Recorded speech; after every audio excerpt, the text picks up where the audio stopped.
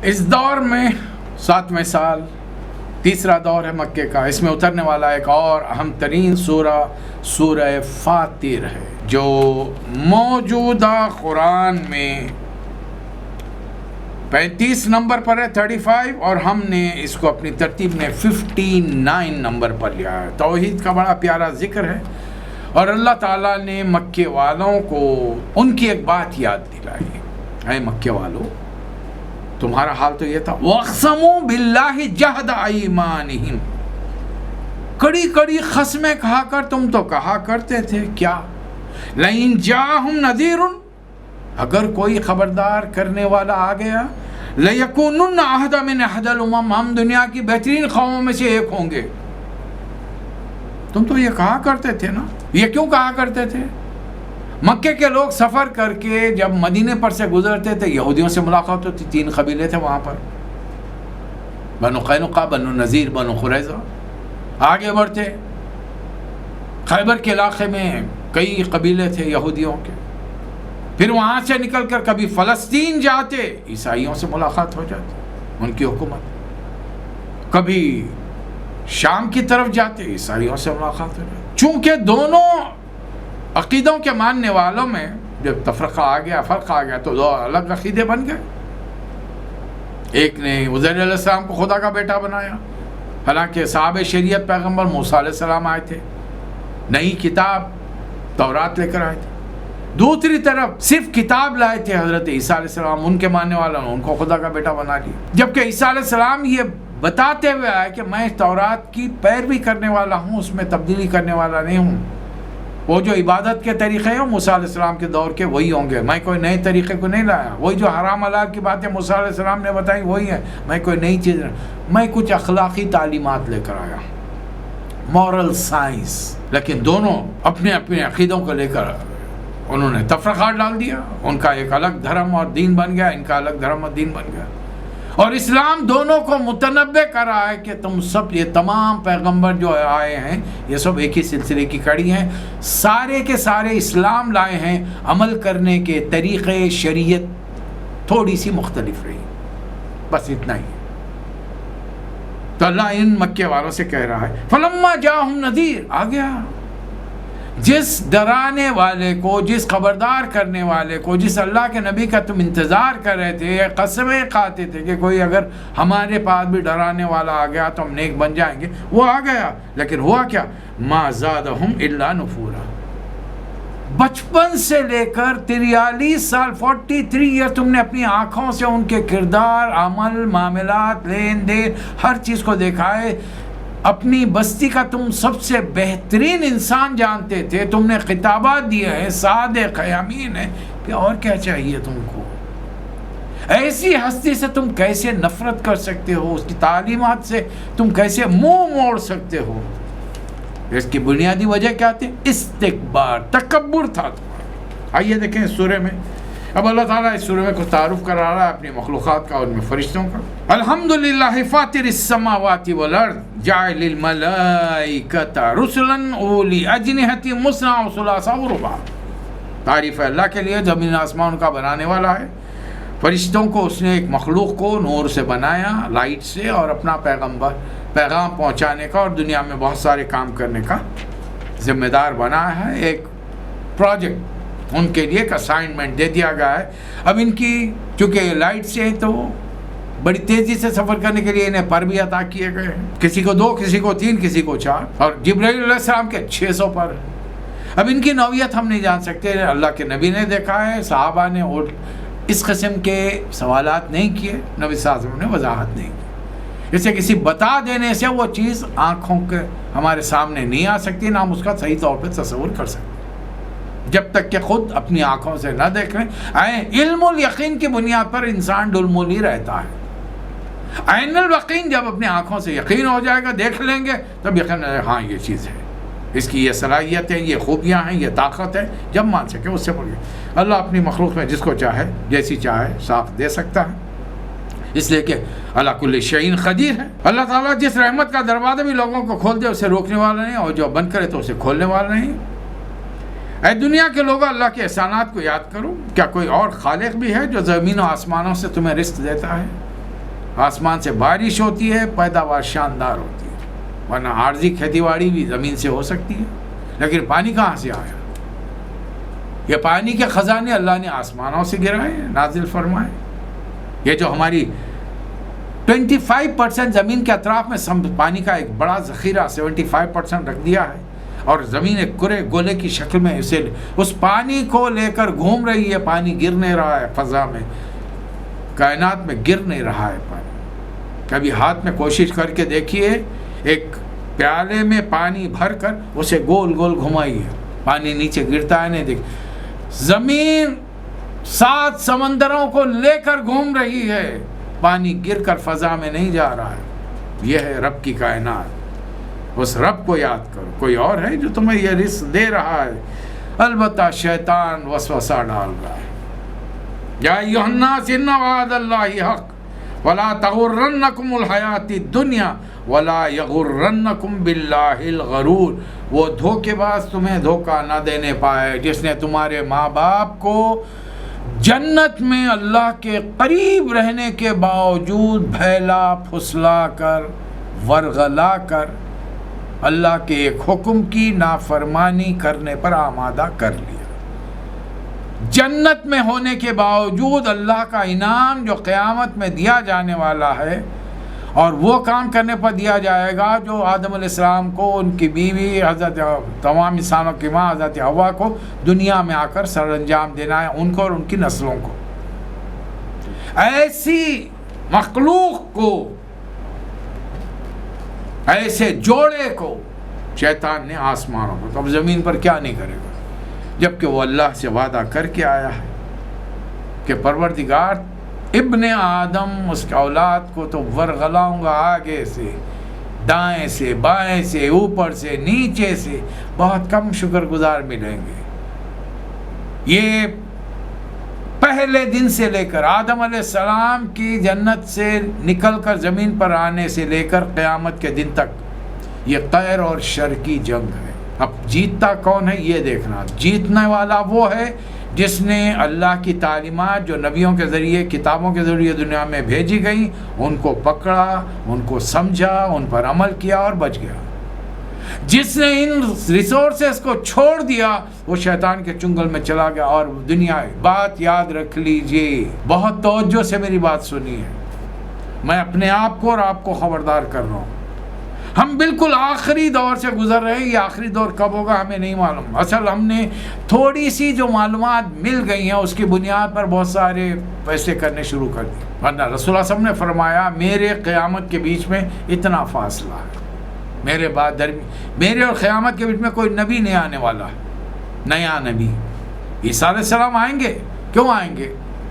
شیطان کے سب سے بڑے حربے اور چیلے دجال کو مارنے کے لیے آئے، اور دجال کے ماننے والے، شیطان کے فالوورز، حزب الشیاطین، اور دنیا میں خاص طور پر ویسٹ میں سرگرم ہے، اور دنیا بھر کے ایمان والوں پر وہ اپنا جادو کا جال پھینک چکے ہیں ماڈرن ٹیکنالوجی کی صورت میں۔ اور دیکھیے ہم کو انہوں نے یہ latest technology, mobile, cinema, theatre, T V, wi fi, internet کے ذریعے دین سے دور کر دیا، کتاب الہی سے دور کر دیا، رسول کی تعلیمات سے دور کر دیا نہیں کر دیا؟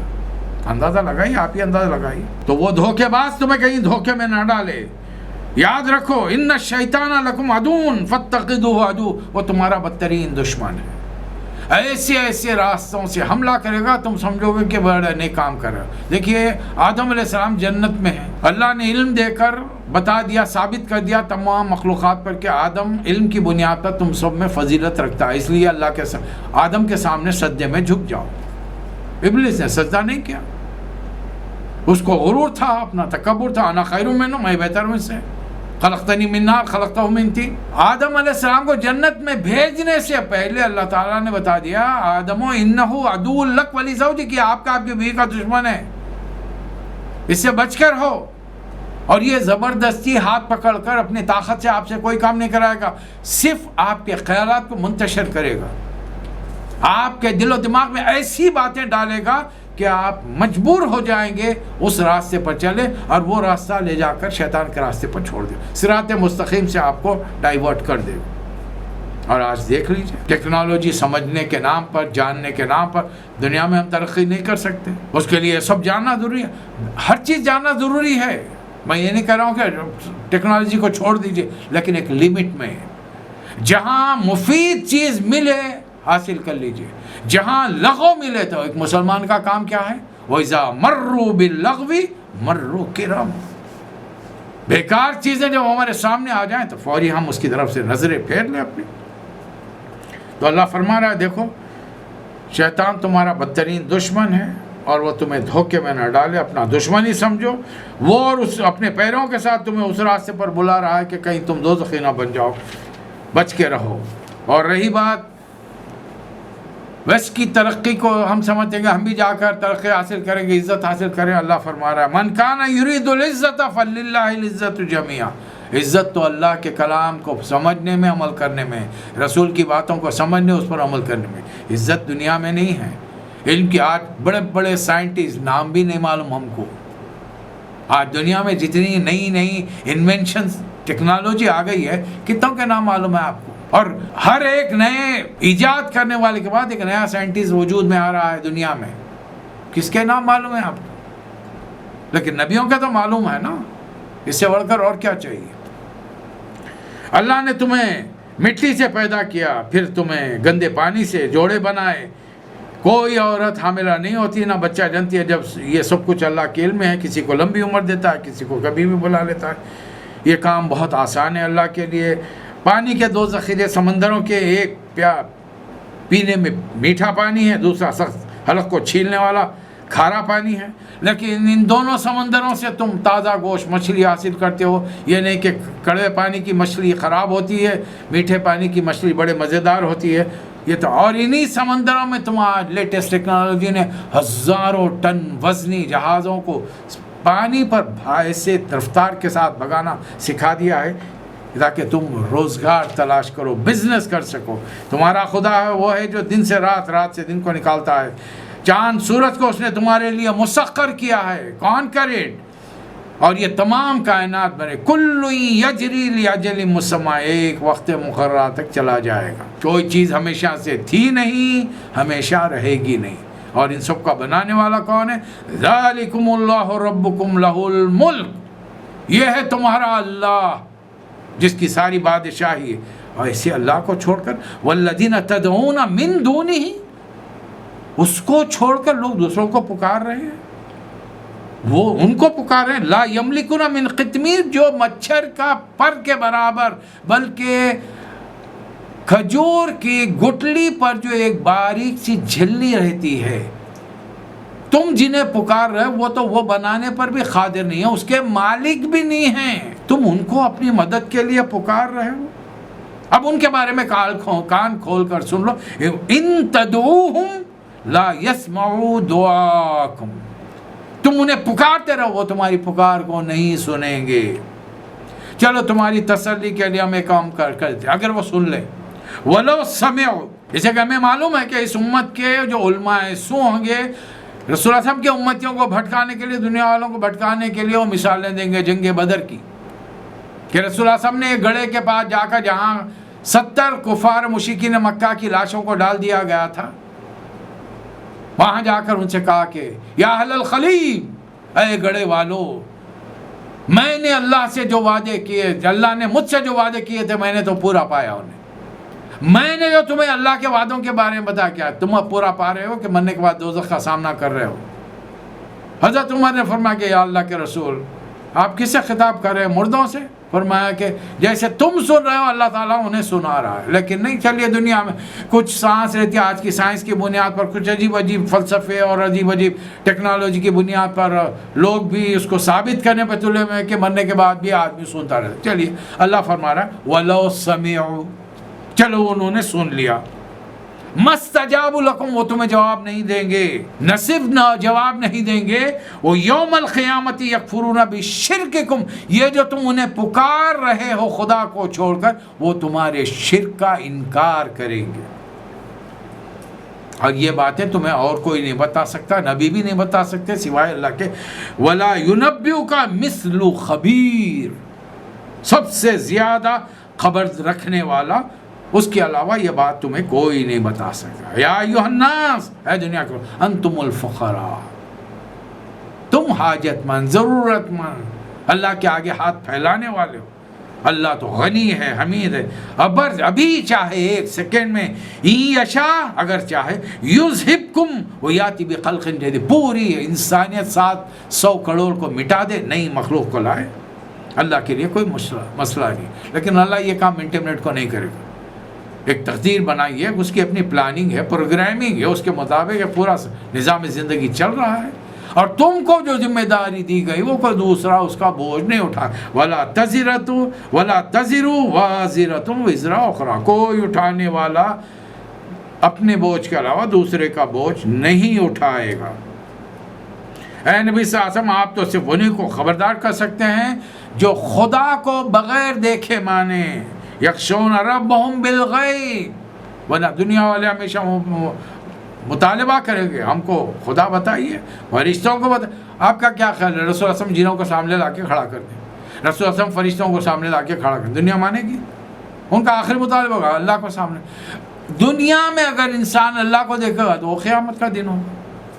اس سے پہلے تو انسان دیکھ نہیں سکتے، کوئی انسان نہیں دیکھ سکتا. یہ اللہ کا قرآن میں فرمان ہے. اے نبی صلی اللہ علیہ وسلم، کیا اندھا اور آنکھوں والا دونوں برابر ہو سکتے؟ کیا روشنی اور تاریکی برابر ہو سکتے؟ کیا چھاؤں اور دھوپ برابر ہو سکتے؟ ایک مردہ اور زندہ دونوں برابر ہو سکتے؟ اللہ جس کو چاہتا ہے سنواتا ہے، جس کو نہیں چاہتا اللہ نہیں چاہتا وہ نہیں سن سکتے. آپ کیا ہیں؟ ان انت الا نذیر، آپ تو صرف خبردار کرنے والے ہیں. اور ہم نے آپ کو انا ارسلناک بالحق بشیرا ونذیرا، آپ کو ڈرانے والا اور خبردار کرنے والا اور خوشخبری دینے والا بنا کر بھیجا ہے. کیا یہ لوگ دیکھتے نہیں؟ الم تری ان اللہ انزل من السماء ماء، آسمان سے بارش، بغیر بارشوں کے رزق نہیں ہوگا زمین پر. اللہ بار بار یہ مثالیں دے رہا ہے کہ بارش کے چند قطرے سوکھی بنجر زمین پر زندگی کی لہر دوڑا دیتے ہیں، اور تمہارے دل اتنے زمین سے زیادہ بے جان چیز سے زیادہ سخت ہو گئے. اللہ کے کلام کی بارش ہو رہی ہے. اے مسلمانوں، اللہ کے کلام کی بارش تمہارے گھروں میں ہو رہی، تمہارے دلوں پہ ہو رہی. تمہارے گھروں میں قرآن ہے، سنتے نہیں. آج تو ٹیکنالوجی کے ذریعے ایک ایک قسم کی جو تمہاری من پسند قرات ہو، ترجمے ہو، تفسیریں ہوں، دروس قرآن تم سن سکتے ہو. تمہارے دل راغب نہیں ہوتے اس جانب. اصل کیا ہے؟ خدا کو پہچاننا، خدا سے ڈرنے والے کون ہیں؟ انما یخشی اللہ من عبادہ العلماء. اور میں کہتا ہوں اللہ سے صرف وہ لوگ ڈرتے ہیں جو علم رکھتے ہیں. اور میں کہتا ہوں دنیا کا سب سے بڑا علم ایک دیہاتی مسلمان کے پاس ہے، جس کو پیدا ہونے پر مدرسہ نہیں گیا، اسکول نہیں گیا، کوئی کتاب نہیں پڑھا، قلم کاپی کو ہاتھ نہیں لگایا. ماں باپ نے ایک کلمہ سکھایا علم کا کہ بیٹا تیرا رب ایک ہے، بول لا الہ الا اللہ. یہ دنیا کا سب سے بڑا علم ہے، اور مسلمان سب سے بڑا عالم ہے. اب چاہیے تو یہ تھا کہ بچے جیسے جیسے بڑے ہوتے جائیں خدا کی معرفت کرائی جائے، خدا کی صفات، خدا کی خوبیاں، اس کے اختیارات، اس کے اسماء الحسنہ کو بچوں کو سمجھائیں تاکہ انہیں معلوم ہو ہمارا رب کیسا زبردست ہے. ورنہ ہمارے بچے تو بیٹ مین کو اور فلاں کو اپنا ہیرو مانیں گے، وہ تو اللہ کو بڑا تھوڑی مانیں گے. ان کے خیال میں تو وہ آ جائے گا بچانے کے لیے. پھر یہ جو اللہ کے ماننے والے ہیں، یہ اللہ کی کتاب پڑھتے ہیں، نماز قائم کرتے ہیں، جو رزق ہم نے دیا ہے کھلے چھپے خرچ کرتے ہیں. یہ ایسا کام ہے، یہ بزنس ہے اللہ کے نزدیک، یہ ایسی تجارت ہے، یرجون تجارت لن تبور، جس میں کوئی خسارہ نہیں ہے، اور اللہ تعالیٰ ان کا بھرپور اجر انہیں عطا فرمائے. اے نبی صلی اللہ علیہ وسلم، یہ کتاب جو ہم آپ کی طرف وحی کے ذریعے بھیج رہے ہیں حق ہے، تصدیق کرتی ہے پہلی کتابوں کی. اس سے بڑھ کر اور کیا چاہیے؟ ہر نبی پر جو کتاب نازل ہوئی، چاہے ہمیں اس کا نام معلوم ہو نبی کا یا کتاب کا، نو ایشوز، ہم سب پر ایمان لاتے ہیں. 1,24,000، جبکہ قرآن مجید میں بڑی مشکل سے 25 پیغمبروں کا ذکر ہے، 5-6 کتابوں کا، 7 کتابوں کا ذکر ہے. ابراہیم علیہ السلام اور یحییٰ علیہ السلام پر اللہ نے کتاب نازل کی. یا یحییٰ خذ الکتاب، ابراہیم علیہ السلام پر صحف، البتہ موسیٰ علیہ السلام پر تورات، داؤد علیہ السلام پر زبور، عیسیٰ علیہ السلام پر انجیل، حضور اکرم صلی اللہ علیہ وسلم پر قرآن مجید. جن لوگوں نے کفر کیا ان کے لیے جہنم کی آگ ہے. ان کا قصہ نہ ان کا قصہ پاک کیا جائے گا نہ مریں گے. یاد رکھ لیجئے قیامت کے دن غیر مسلموں کو بھی بتائیے اللہ تعالیٰ موت کو ایک مینڈے کی شکل میں بکرے کی شکل میں لا کر ذبح کر دے گا اور اعلان ہوگا آج کے بعد میں موت کا کوئی وجود نہیں ہے, زندگی ہے. اب 3 قسم کے لوگ ہوں گے. ایک ہمیشہ جنت میں رہنے والے خالدین فیہا ابدا, ایک ہمیشہ جہنم کے رہنے والے مشرکین اور کافر خالدین فیہا ابدا. ایک درمیان کے لوگ سزا بھگتیں گے پھر جنت میں جائیں گے. یہ ہر دور کے نبیوں کے ماننے والے مسلمان گنہگار ہوں گے. اب میں اور آپ اپنا فیصلہ کریں اپنے بارے میں, ہم 3 گروہوں میں سے کس میں شامل ہیں. جنتی ہیں, دوزخی تو پرماننٹ آپ اور میں نہیں ہیں, میرے تمام سننے والے مسلمان ہیں الحمدللہ. یہ تو طے ہے سارے مسلمان ہمیشہ دوزخ میں نہیں رہیں گے, اس لیے کہ کلمہ پڑھا ہے, سزائیں بھگتنے کے بعد کبھی نہ کبھی اللہ تعالیٰ جنت میں ڈال دے گا. لیکن کتنا عرصہ رہیں گے nobody knows. سوال یہ پیدا ہوتا ہے کہ کبھی ایک تجربہ گھر میں کر کے دیکھ لیجئے, ایک چھوٹی سی دیا سلائی یا ایک موم بتی جلائیے, اس پہ شعلے پر ہاتھ رکھ کر دیکھیے کتنی دیر اس کی جلن کو برداشت کر سکتے ہیں. اندازہ لگا لیجئے, یہ دیا سلائی انسان کی بنائی ہوئی ہے, لائٹر انسان کا بنا ہوا ہے, موم بتی انسان کی بنائی ہوئی ہے. اب وہ جو بڑے بڑے مشینیں فرنس جہاں پر لوہا پگھلایا جاتا ہے زمین پر, ہتھیاروں کے کارخانے ہیں, وہ آگ کی تپش کیا ہوگی, فارنہائٹ کیا ہوگی وہاں پر. اب اللہ جو آگ بھڑکایا نار اللہ مقدہ, اس کی تپش کیا ہوگی, اس میں برداشت کرنے کی صلاحیت کس میں ہے. اتنا سوچ لیجئے, پھر اس کے بعد میں کسی کو کچھ بتانے کی ضرورت نہیں ہے, ہمیں خود عقل آ جائے گی انشاءاللہ تعالی. قل اے نبی صلی اللہ علیہ وسلم ارائیتم شرکاکم الذین تدعون من دون اللہ, ان لوگوں سے کہیے کبھی دیکھا تم نے ان شریکوں کو جنہیں تم اللہ کا ہم پلہ بتاتے ہو, اللہ کا ساتھ بتاتے ہو, اللہ کی صفات تم نے ڈھونڈتے ہو, اور جنہیں تم خدا کو چھوڑ کر پکارتے ہو. ارونی ماذا خلقوا, زمین میں ایک چیز کی طرف اشارہ کر کے بتاؤ انہوں نے زمین میں کیا تخلیق کیا ہے, پیدا کیا نہیں. پیدا میرے باپ کوئی ولی نہیں تھے, پیر نہیں تھے, پیغمبر نہیں تھے, انہوں نے مجھے پیدا کیا. آپ کے والدین کیا پیر ہیں, پیغمبر ہیں, انہوں نے آپ کو پیدا کیا نا. تو انسان پیدا کرتا ہے, یہ تو جانور بھی کر رہا ہے. ایک بکرا بکری کو چھوڑ دیجیے, چند دنوں بعد بچہ آ جائے گا, اس کا بچڑا آ جائے گا. گائے بھینس کو چھوڑ دیجیے, اونٹ اونٹنی کو چھوڑ دی, دنیا میں ہر چیز کے اللہ نے جوڑے بنائے. یہ تو تخلیق ہے, اللہ خلق کرتا ہے, اللہ پیدا نہیں کرتا. انہوں نے تم جن کو خدا کے جیسا سمجھ رہے ہو وہ تمہاری سنتے ہیں, قبروں میں ہونے کے باوجود ہماری پکار سنتے ہیں, ہماری مصیبتوں کو جانتے ہیں, ہماری بگڑی بنا سکتے ہیں, ہماری تقدیر نکھار سکتے ہیں. تو پھر زمین میں انہوں نے کیا تخلیق کیا, آسمانوں کی پیدائش میں ان کا کیا عمل دخل ہے, بتاؤ. پھر آ رہی ہے وہ آیت جو میں نے شروع میں آپ کے سامنے تلاوت کی تھی, وَاقْسَمُوا بِاللَّهِ جَهْدَ أَيْمَانِهِمْ. یہ مکے والے قسمیں کھاتے. میں نے بتایا نا آپ کو شروع میں, یہ لوگ جب سفر کر کے جاتے تھے شام, فلسطین, مدینہ, خیبر, ان علاقوں میں اہل کتاب سے ملاقات. اہل کتاب ہمارے نزدیک 2 ہیں, یہودی, تورات قرآن میں ذکر ہے, انجیل عیسیٰ علیہ السلام کے ماننے والے. ان سے جب ملتے تو ان کا نظام زندگی, ان کی عبادات, ان کے رسومات, ان کا اٹھنا بیٹھنا, ان کا طریقہ, ایک دوسرے سے تعلق, کچھ قواعد جو بھی ٹوٹے پھوٹے. اس لیے کہ ان نبیوں کے بعد میں اب یہ اللہ تعالیٰ نے جیسے ہی نئے نبی کو مبعوث کیا, یہ پرانے نبیوں کی تمام تعلیمات نل اینڈ وائڈ ہیں, منسوخ ہیں, اب ان کے مطابق عمل نہیں ہوگا.